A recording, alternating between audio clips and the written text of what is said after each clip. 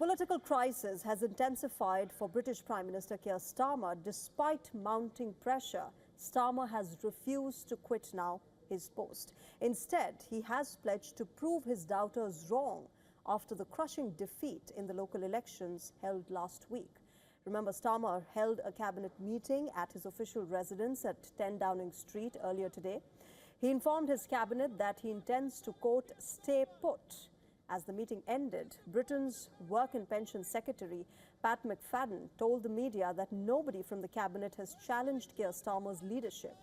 Starmer also reiterated that so far, nobody in the Labour Party has initiated the required process to challenge his leadership. But the pressure on Starmer has been rising. Remember, as Miata Fanbule, a junior minister in the Housing and Communities Department, resigned from the government. Safeguarding Minister Jess Phillips has resigned as well. In her letter to Starmer, Phillips said that she cannot continue as a minister under the current leadership. Let's dive deeper into how a leadership race takes place in Britain's Labour Party. A leadership contest takes place under two scenarios: if an incumbent leader resigns or 20% of the Labour MPs nominate a challenger. Now, in the current British Parliament, any challenge to Prime Minister Keir Starmer will require the support from 81 Labour MPs. And reports suggest that at least 83 Labour lawmakers have reportedly called for him to resign. Any challenging candidate should hold a seat in the Parliament. In fact, she or he will require the support from 20% of the Labour MPs and 5% of the local constituency Labour parties or affiliated trade unions. After that, Labour Party members and affiliated union supporters will vote to elect the new party leader. The post of the Labour Party leader and Prime Minister are separate. But as convention goes, both offices have been held by a single person. Let's quickly take a look at the list of possible candidates who could mount a leadership challenge to Keir Starmer. First up is Angela Rayner. She earlier served as the Deputy Prime Minister under Starmer, but she resigned after she was found guilty of breaching ministerial code. Another leader that could possibly launch the leadership challenge is Wes Streeting. He's currently serving as the Health Secretary in Starmer's cabinet.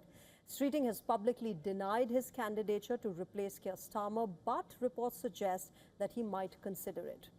Next up is Greater Manchester Mayor Andy Burnham. His candidature remains uncertain as he's not a member of the Parliament, but the scenario could very well change if he secures a parliamentary seat in a by-election. Another potential candidate could be Catherine West, who represents the Hornsey and Frere Barnet seat. She's one of the members of the Parliament that have openly called for a leadership challenge. Now, in addition to a dismal performance in the recent elections, polling numbers also suggest a grave political crisis for the Labour Party and Keir Starmer. Nigel Farage's Reform UK is polling at first position with 28% support across the country. There's also a tight race for the second place between the Conservatives, Greens and Labour. There is a 12 percentage point difference between the Labour Party and Reform UK. All right, let me go to our correspondent from London. Ollie Barrett is joining us with the latest. Ollie, this seems to be a day of hectic parleying for Keir Starmer and his cabinet. A while back, we had the cabinet meeting take place as well. But can we say, at least for now, there has been some sort of respite because no official leadership challenge has been launched yet by either Catherine West or Wes Streeting or any of the people whose names have been doing the rounds? Or should we be still concerned?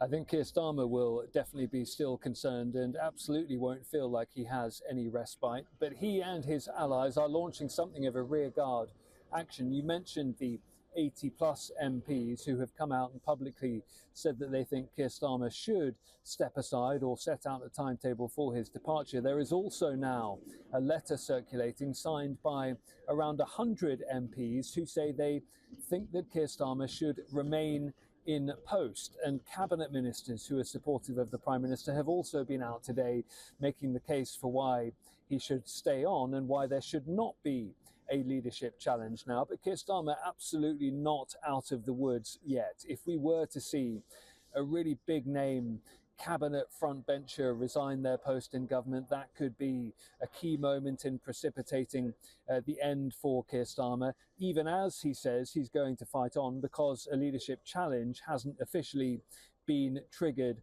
by anyone. So Keir Starmer won't be relaxing at this point at all. On Wednesday here at Westminster, his government is set to hold its King's Speech, the start of the new parliamentary session in which they will lay out their legislative agenda. That could be a very strange affair this time round, given the uncertainty about Keir Starmer's leadership. And the other thing to say about the Prime Minister and any sense of respite or what comes next is that even if he does survive in the very short term, even if he can get through the coming days, his authority as the leader of the Labour Party and therefore as Prime Minister has been significantly damaged in recent days, weeks and months.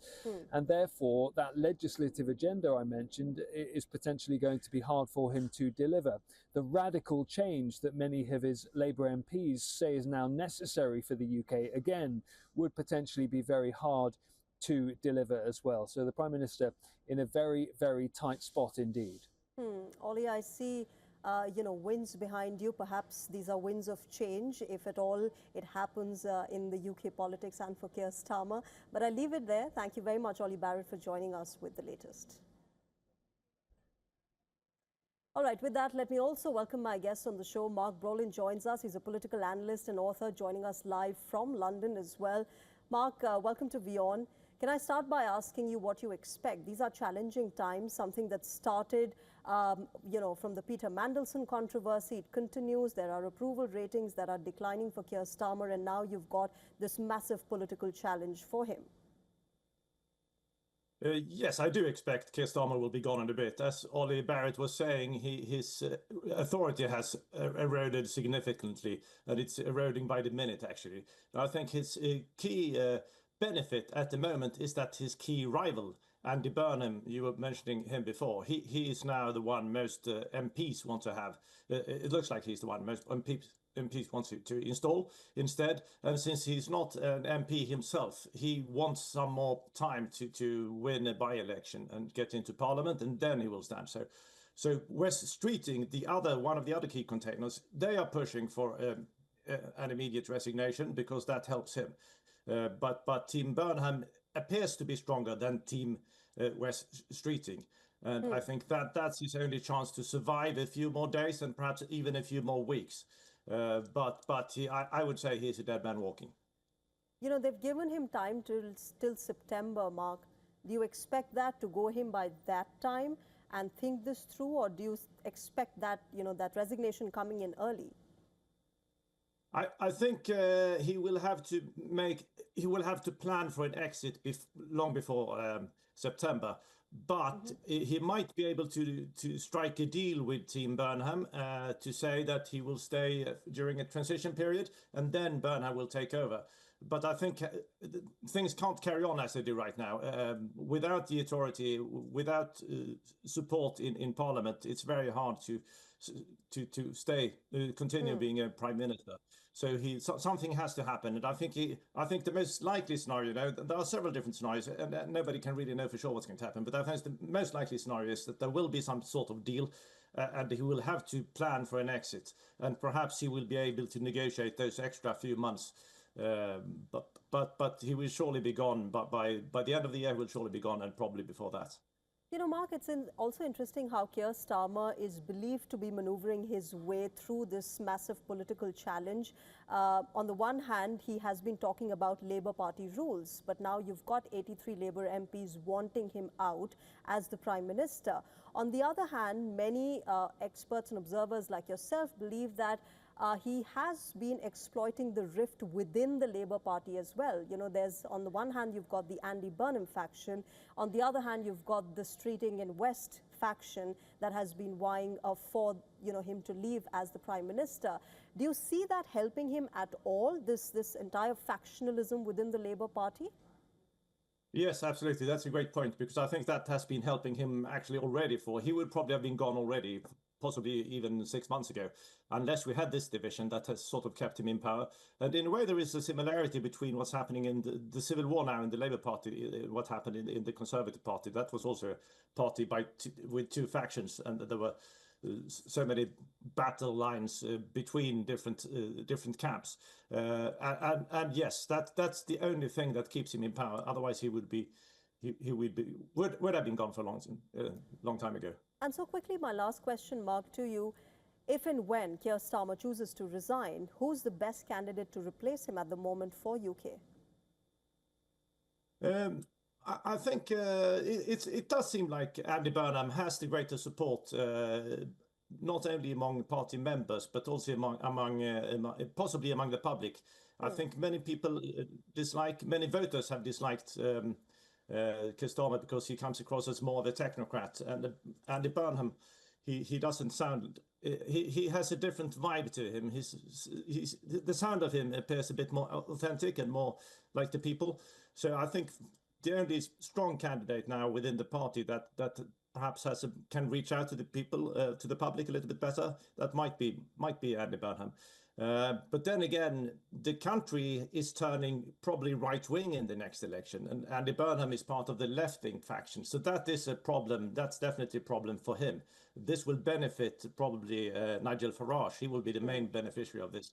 So in that sense, it would make more sense from a tactical point of view to take from somebody from the right-wing side of the Labour Party. But that's not going to happen, I think. All right, so let's wait and see how this moves forward. I'll leave it there. Mark Brolin, thanks very much for joining us on WION and sharing your perspective. Pleasure.